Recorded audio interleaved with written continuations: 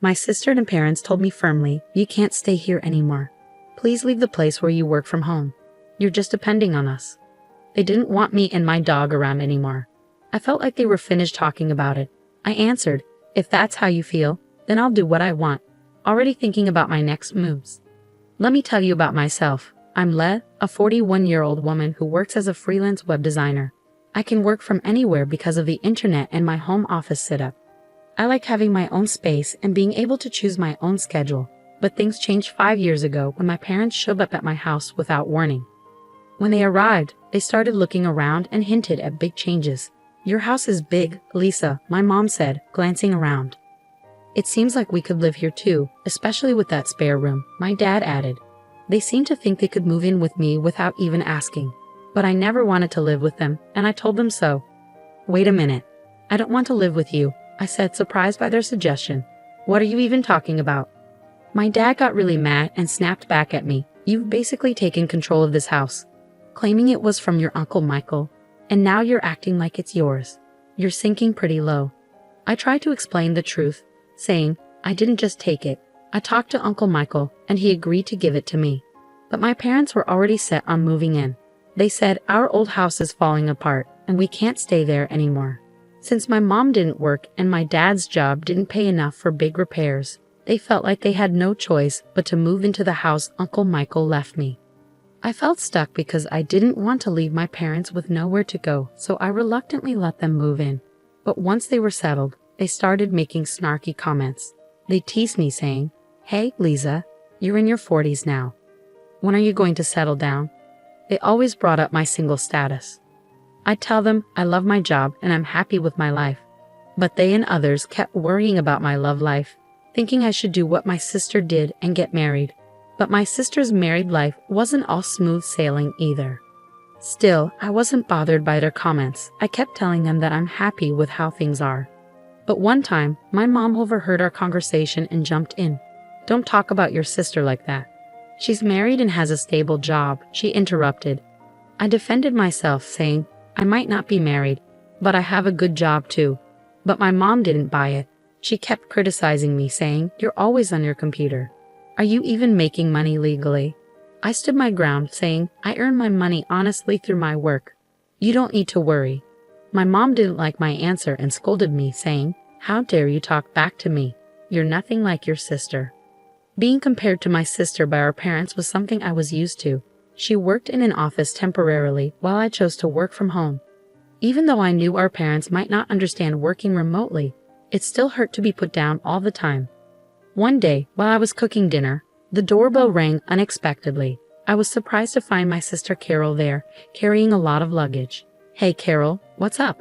It's been a while," I said, surprised by her sudden visit. "I know it's sudden, but I'll be staying here from now on," Carol said urgently. I was confused and said, "Staying here? I didn't hear anything about this." Carol explained, "Didn't Mom and Dad tell you? I got divorced, so I'll be staying with you now." Even though I was shocked at first, I tried to be welcoming and didn't show my surprise. Carol went upstairs and claimed an empty room as hers. My parents supported her, and I couldn't say anything against it. After that, my stress levels went up. Carol, since her divorce, had quit her job and spent her time gossiping about me with our mom.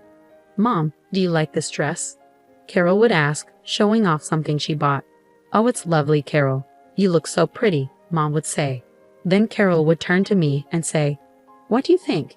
It's not something Lisa would wear, right?" They kept watching me closely and saying mean things, but I chose not to let it bother me. Even though I wanted to snap back at them, I didn't. I realized that if I reacted to their mean words, it would only make things worse. So I stayed strong and didn't let their teasing get to me. One day, I decided to focus on my own happiness no matter what others said. Then something amazing happened. My close friend got 4 cute puppies. This changed everything for me. When I saw those adorable pups, I instantly fell in love. I thought carefully and decided to adopt a tiny black Chihuahua from the litter. I named him Charlie. Charlie was full of energy and mischief, with big, shiny eyes and a tail that wagged like crazy whenever he saw me. I had always wanted a Chihuahua, and having Charlie with me brought so much joy, especially since I often worked from home. His company made my days much brighter. "I'm calling you Charlie from now on, okay?" "Woof," I told him, sealing our bond. I was so excited about bringing Charlie home that I didn't talk to my family about it. But it was my house, and I was the one taking care of Charlie, so I didn't think they would mind. When I introduced Charlie to my family, my parents and sister Carol weren't happy. They hadn't known I was planning to get a dog, and they didn't like the idea of potential dog smells in the house. They made it clear they weren't pleased. "We had no idea you were getting a dog," they said. "Don't dogs smell?" "I hate bad smells," someone added. "Lisa, how could you bring a dog home without talking to us first?" They scolded me. Despite their complaints, I stood my ground. It's my house, and I felt Charlie and I needed each other. "Having him here makes me happy, and that's what matters," I said firmly. I hoped they'd soon see Charlie the way I did. I explained that Charlie wasn't just any dog, he was a gift from a friend. Plus, I was the one paying for everything Charlie needed, so they didn't really have a reason to complain. "What I choose to have in my house is my choice." I added firmly, "If you're not happy, you're welcome to leave." At first, they were clearly annoyed and upset, but within a few hours, something amazing happened. Charlie's cuteness won them over completely. They couldn't stop playing with him, saying things like, "Aren't you adorable? Are you moms, dads, or sissies? Look over here, sweetie." It was like their frustration had vanished. My whole family fell in love with Charlie, and his presence changed their attitudes completely. From then on, our house was filled with love for Charlie. Because of him, the tension between me and my family eased, and we had peaceful days together. But as life goes, something happened that disturbed our peace. While I was out running an errand, my sister Carol called me urgently. She sounded upset and said, "Come home now." Surprised by her urgency, I asked her what was wrong. She angrily explained over the phone. "It's not what happened, it's what Charlie did. He peed on my clothes. What if they smell?"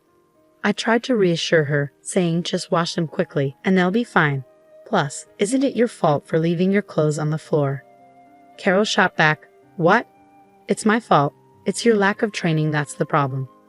I sighed, realizing it was a small issue. "Calm down, Carol. Charlie is still a puppy. If you take him for a walk, he won't go in the house." "Weren't you planning to walk him today? Did you actually do it?" I had planned to take Charlie for a walk later that day, but I didn't realize it would cause such chaos in my family. The problem was that I hadn't properly trained Charlie, our beloved dog, and now we were facing the consequences. When I got home, I could feel the tension in the air. My sister Carol was clearly angry and immediately confronted me. She had already told our parents about what happened, and they were also looking at me with disapproval as Carol's clothes lay on the floor, stained.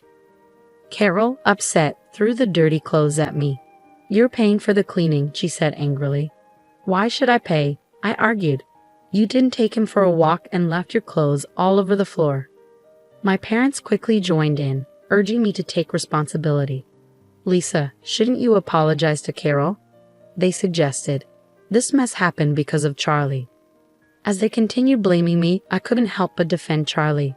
"Can't we cut Charlie some slack? Puppies make mistakes, just like babies," I argued. But my family was set on blaming both me and Charlie. "This is all because of that dumb dog," my sister snapped again. "Lisa, you're lucky you didn't get married. You probably couldn't even raise a kid properly." Her words stung, and I grew frustrated. "How can you say that?" I protested. "If you had taken him for walks and kept the house clean, none of this would have happened." My sister had had enough. She pointed at me and said, "I'm done with this." Things had gone from a simple pet accident to personal attacks, showing there were bigger issues within our family. Despite the tension, I knew it was important to stay calm and talk things through, focusing on training Charlie and improving communication within our family. Her words hit me hard. "What?" I said, shocked. "Did you really just say that?" "I'm standing my ground," my sister said firmly. "We don't need someone like you here, wrecking our home," she continued, her words cutting deep, especially since she knew I didn't have a job at the moment. I was stunned. Didn't they realize I was the one paying the bills? As I stood there, shocked by my sister's hurtful words, even my parents sided with her. "You should leave, Lisa. Your presence only makes things worse," they said, echoing her sentiments. I couldn't take it anymore. "You're all bringing bad luck. Just go," we all shouted together, the tension thick in the air. "That's it. I've had enough," I finally said. "If this is how it's going to be, fine." With that, I took charge. I quickly packed my things and left the house with Charlie wrapped in a towel. Revenge crossed my mind, but I knew this wasn't the end. A few days later, as I expected, my sister called me in a panic. "Lisa, help. What's going on with the house?" she asked, sounding anxious. Intrigued by this new development in our family drama, I asked, "What happened? Why do we have to leave all of a sudden?" "We've been told to leave by the end of this month," she said, sounding stressed. It hit me hard, and I couldn't help but wonder if this was a lesson for my family about being more compassionate and understanding. "Why do we have to leave all of a sudden?" Carol asked, her voice shaking with confusion. "I've decided to sell the house," I told her firmly. Carol froze, clearly shocked. "You can't do that. It's not your decision," she said, trying to process what I just said. "The house officially became mine a month ago," I revealed, a fact I hadn't shared until now. "Uncle Michael gave it to me, and the title is in my name." "You're joking, right?" Carol's disbelief was clear. "Even if Uncle Michael transferred the title to you, you can't just sell the house like that." "I get your concern," I said, trying to reassure her. "But after you told me to leave, I talked to Uncle Michael. He confirmed that the house is mine now, Carol.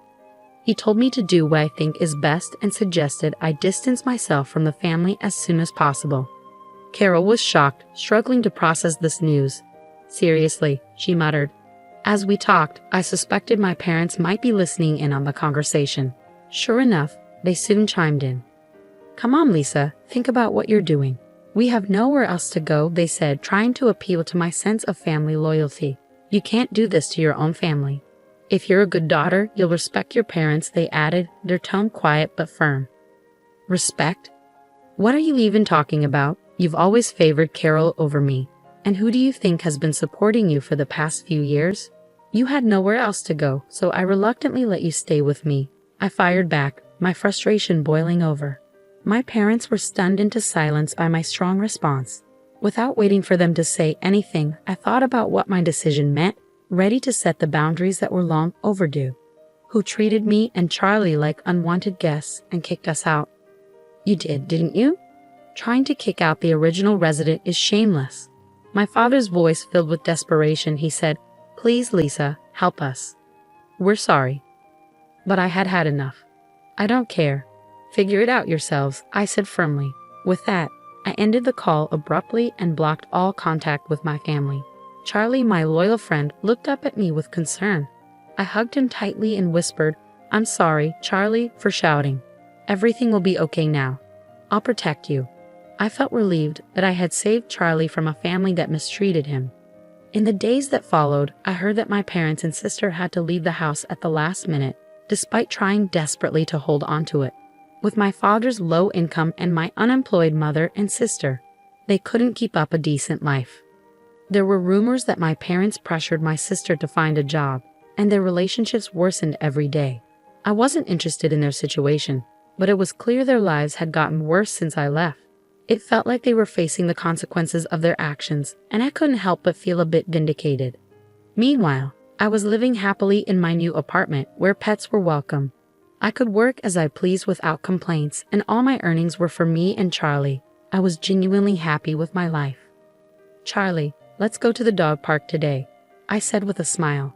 Charlie seemed happier too, maybe because that noisy family wasn't part of our lives anymore. From then on, I was determined to protect Charlie and live a peaceful and happy life together.